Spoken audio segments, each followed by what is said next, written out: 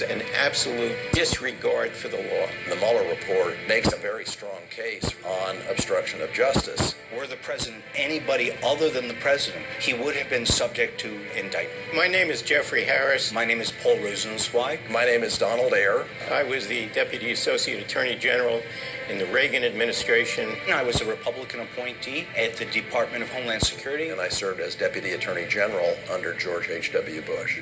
Today, the Attorney General William Barr sent Congress this 4-page letter outlining the key findings of Robert Mueller's investigation. I thought that the Barr summary seemed like a summary that should be given due thought and respect. I was certainly willing to give the Attorney General the benefit of the doubt. I read Bill Barr's initial letter, and I was prepared to look at the report if I ever saw it and conclude that, well, there just wasn't the evidence there. When I finally had an opportunity to read the Mueller report itself, I realized that the Barr summary was not a fair and accurate summary of what the Mueller report contained.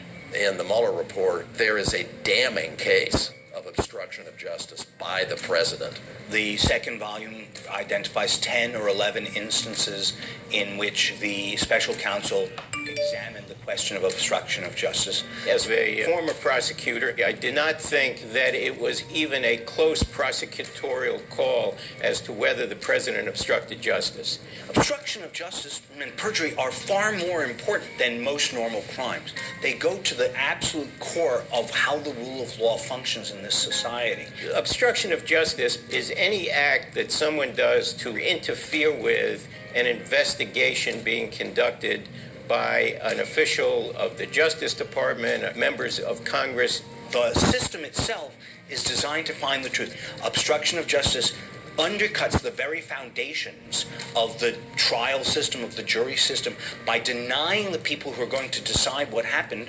access to the truth.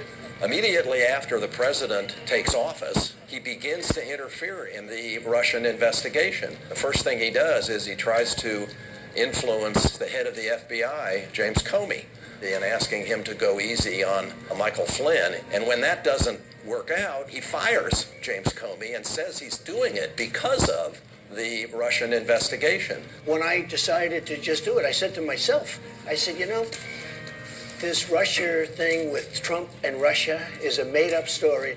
You then had very shortly thereafter the appointment of the special counsel, Robert Mueller. The president then actively involved himself in trying to prevent Mueller from becoming the special counsel and then ultimately to be removed. The most notable obstructive act was the president's instruction to his White House counsel, Don McGahn, to fire Mr. Mueller.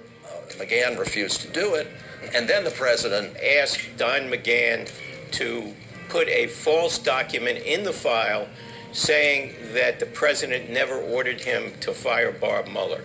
Asking a witness to lie to create a false record is a classic case of obstruction of justice. The worst obstruction of all was the president actively being involved to affect the testimony and the cooperation of critical witnesses, being Paul Manafort, Michael Flynn, and Michael Cohen. The question was asked about pardons, and I said, no, I have not offered any pardons.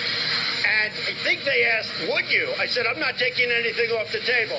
The efforts to control the testimony of Paul Manafort and Michael Cohen by offering them or dangling in front of them pardons were almost assuredly obstructive acts.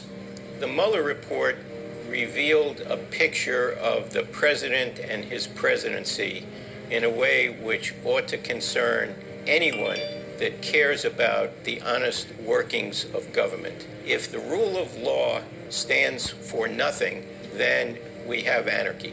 It's as simple as that. One of the most disturbing things to me is the conduct of Republicans in the Senate and in the House. These are actually smart people. They know that there is a damning case in the Mueller report of obstruction of justice by the president, and they are acting like it's not. And that's just flatly dishonest. And they seem to be doing it because they think President Trump is the only game in town. The rule of law that I understand to be the core of a conservative American principle is one that requires consistency across time. It means that you apply the same rules to everybody and that you don't change your view of the law based upon partisan political advantage. Conservatives are all about conserving history, conserving morality, conserving the country. If you really believe in those sorts of principles, now is the time to put your principles first. It's not a time to sit silent.